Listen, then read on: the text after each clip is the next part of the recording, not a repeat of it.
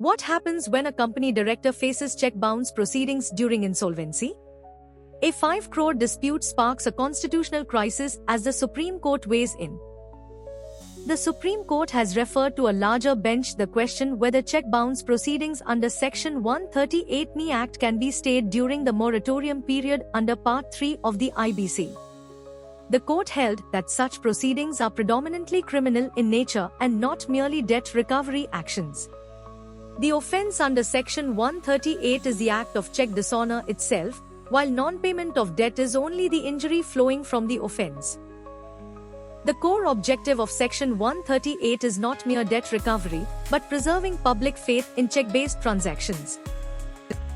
In a critical ruling, the Supreme Court has referred to a larger bench the question whether check bounce proceedings under Section 138 of the Negotiable Instruments Act can be stayed during the moratorium period under Part 3 of the Insolvency and Bankruptcy Code.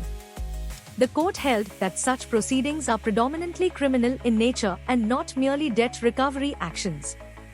A bench comprising Justice J.B. Pardiwala and Justice K.V. Viswanathan observed that proceedings under Section 138 Act cannot be treated purely as legal action for recovery of money.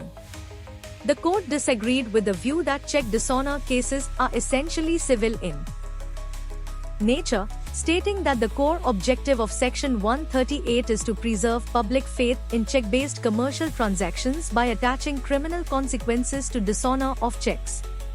The court said the offence under Section 138 is the act of check dishonor itself, while non-payment of debt is only the injury flowing from the offence. It stressed that the provision was enacted as a deterrent against issuing checks without sufficient funds and was not intended to be used as a recovery of debt mechanism. At the same time, the bench acknowledged that Section 138 proceedings also contain a compensatory component. The court therefore evolved a tiered understanding of check bounce prosecutions. Was this verdict fair, or did the judge go too far in considering check dishonor a criminal offense? Tell us in the comments yes or no. Here's what this means for you. You have the right to file a complaint at the cybercrime.gov.in within 72 hours if someone cheats you online. Save this video for future reference. Follow Legal Output on Instagram and Legal Output Official on YouTube for daily legal updates.